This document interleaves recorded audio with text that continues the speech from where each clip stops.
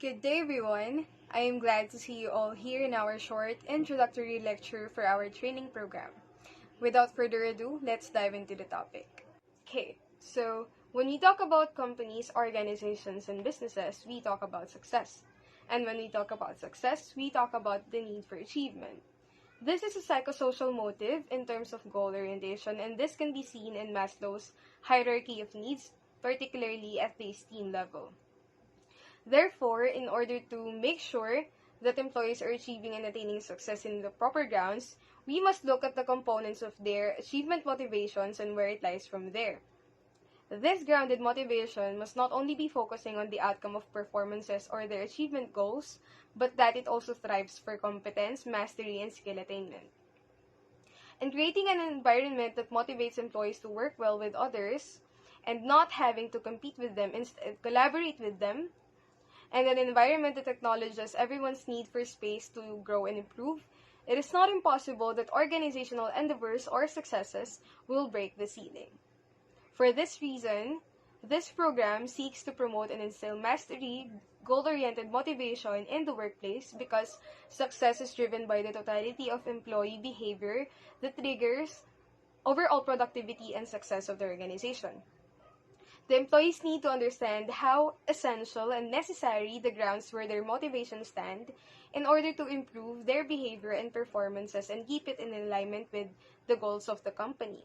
Therefore, to create a workplace that not only focuses on successful endeavors, this program is designed to build a strong foundation that withstands the test of time by allotting efforts for the betterment of the workforce.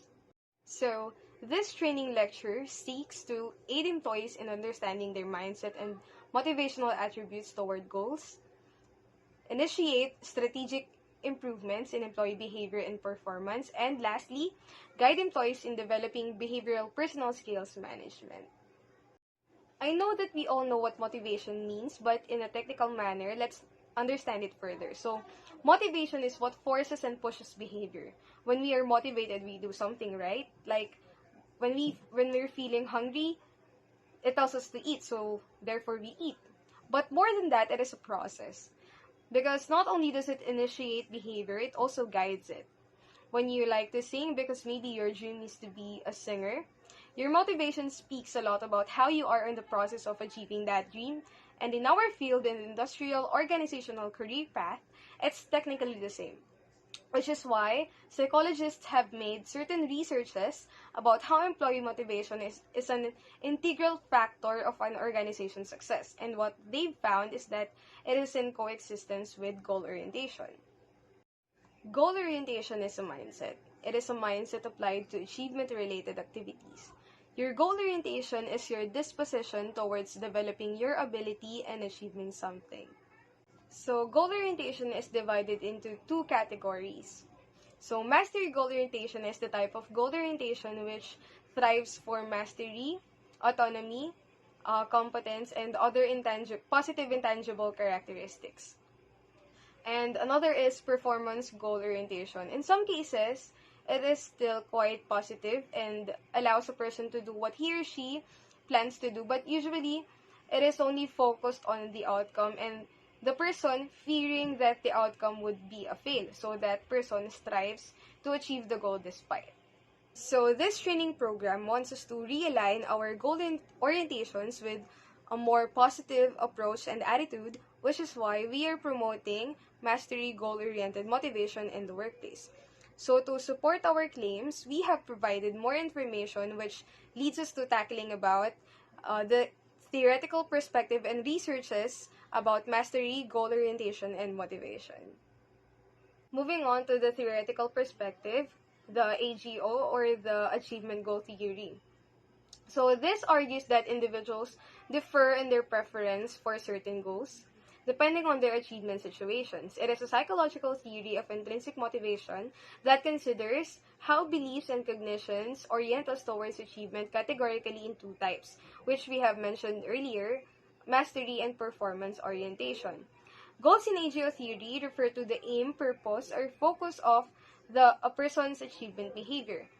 This theory is emphasized in terms of regulating affective, behavioral, and cognitive outcomes of people's competence pursuit. This theory evolved from a dichotomous to a trichotomous, then to a 2x2 model of achievement goals, and down to the science's current state, which is the hierarchical model of motivation. So, moving on to the last part of our short lecture, the researches. So, let's first discuss Linenbrink, Garcia, and others' research last 2016. So, the way we design our working and learning environments can change people's motivation for achieving important tasks. Their study on motivation and emotion yielded stronger evidence that supports almost all psychology experts' claim that mastery orientation can endure even in different climates. They also claim that mastery goal orientations are highly adaptive and carries the most positive qualities such as perseverance, seeking out challenges, and a desire to learn.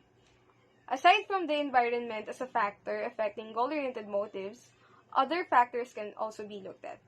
So, according to research done by Jansen and Van Iperen, which explored 170 employees' goal orientations, quality of leader-member exchange, job satisfaction, and performance, results revealed that mastery orientation was positively related to enroll, job performance, innovative job performance, and job satisfaction, and that the quality of leader-member exchange mediated these relationships.